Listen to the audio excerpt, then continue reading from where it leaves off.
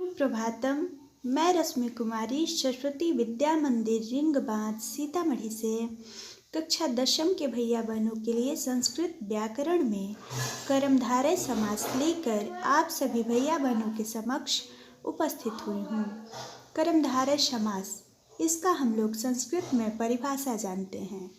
संस्कृत में इसकी परिभाषा है तत्पुरुषः समानाधिकरणः कर्मधारयः, अर्थात तत्पुरुष समास के समानाधिकरण भेद को कर्मधारय समास कहते हैं, या समान अधिकरण यानी समान विभक्ति वाला तत्पुरुष समास कर्मधारय समास होता है। इसमें पूर्व पद एवं उत्तर पद दोनों में समान विभक्ति लगी रहती है, अर्थात पूर्व पद और उत्तर पद दोनों में प्रथमा विभक्ति का ही प्रयोग किया जाता है। इस समास का पूर्व पद विशेषण एवं उत्तर पद विशेष्य होता है, अर्थात इस समास में किसी न किसी शब्द की विशेषता बताई जाती है। जैसे कि यथा हम देखते हैं कृष्ण सर्पः, अर्थात काला सांप। यहाँ पे सांप की विशेषता बताई जा रही है कि सांप कैसा है, काला है, तो सर्प विशेष्य हो गया और कृष्ण विशेषण हो गया। सांप का विशेषण कृष्ण है यानी काला। अब यहाँ पे इस तरह यह प्रथम पद विशेषण हुआ और उत्तर पद विशेष्य हुआ, इसलिए यह कर्मधारय समास है। और जब हम लोगों ने इसका विग्रह किया तो हमारा हुआ कृष्ण सर्पः। दोनों ही पदों में प्रथमा विभक्ति लगी हुई है और दोनों ही पदों में समान विभक्ति है। इस तरह यह कर्मधारय समास हुआ।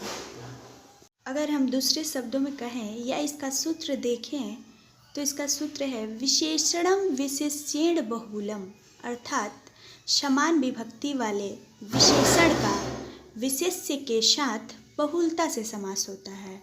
समान विभक्ति वाले विशेषण का विशेष्य के साथ बहुलता से समास होता है, अर्थात इसमें जो भी पद होते हैं उन दोनों ही पदों में समान विभक्ति लगी रहती है और विशेषण का विशेष से मेल होता है। ऐसे बहुत सारे पद इसमें आते हैं जिसका पहला पद विशेषण होता है और अंतिम पद विशेष्य होता है और दोनों ही पदों में समान विभक्ति लगी रहती है। इस तरह वो कर्मधारय समास होता है। कर्मधारय समास को हम लोग तत्पुरुष समास का ही एक भेद मानते हैं। दूसरा अगर हम सूत्र देखें दूसरे शब्दों में कहें तो इसकी परिभाषा होगी विशेषण पूर्व पद कर्मधारय, अर्थात जिसका पहला पद विशेषण हो उसे कर्मधारय समास कहते हैं। विशेषण यानी जो शब्द संज्ञा या सर्वनाम की विशेषता बताता हो उसे विशेषण कहते हैं। हमने जो सूत्र देखा उसके आधार पर एग्जाम्पल देखते हैं। यथा है महादेवः, इसमें दो पद जो हैं वो है महान और देवः। महान देव की विशेषता है, विशेषण है। जैसे देव की विशेषता बताता है कि देव कैसे हैं, महान हैं, तो महान विशेषण हुआ और देव विशेष्य हुआ। तो विशेषण और विशेष्य का भी हम लोगों ने सूत्र में पढ़ा था कि विशेषण और विशेष्य का जब मेल होता है यानी पहला पद विशेषण होता है और दूसरा पद विशेष्य होता है तो वो कर्मधारय समास होता है। अब इसका विग्रह हम लोग देखते हैं, या ऐसे भी कह सकते हैं, अभी हमने सूत्र में पढ़ा विशेषण पूर्व पद कर्मधारय, अर्थात जिस समास का पहला पद विशेषण हो वो कर्मधारय समास होता है। तो यहाँ पे महान यानी पहला पद है और वो विशेषण है, इस तरह यह कर्मधारय समास हुआ। एग्जाम्पल देखते हैं, जैसे महादेव का विग्रह करेंगे तो हमारा होगा महान चासौ देव। असौ यानी वह होता है और महान है वह देव, उसको महादेव कहते हैं। इसका विग्रह हम दो तरीकों से कर सकते हैं, महान चासौ देवः भी कर सकते हैं और महान देवः भी कर सकते हैं। दोनों ही पदों में प्रथमा विभक्ति लगी हुई है। दोनों ही पदों में जब समान विभक्ति लगी रहती है तो वो कर्मधारय समास होता है और प्रथमा विभक्ति ही लगती है। वैसे ही महाराजा का है, महान चासौ राजा भी कर सकते हैं इसका विग्रह, या महान राजा भी कर सकते हैं। महापुरुषा का महान चासौ पुरुषा भी कर सकते हैं और महान पुरुषा भी इसका विग्रह कर सकते हैं। महात्मा का महान चासहु आत्मा भी कर सकते हैं और महान आत्मा भी कर सकते हैं। जिसमें महान लगा होगा उसमें असहु लगा करके हम विग्रह कर सकते हैं।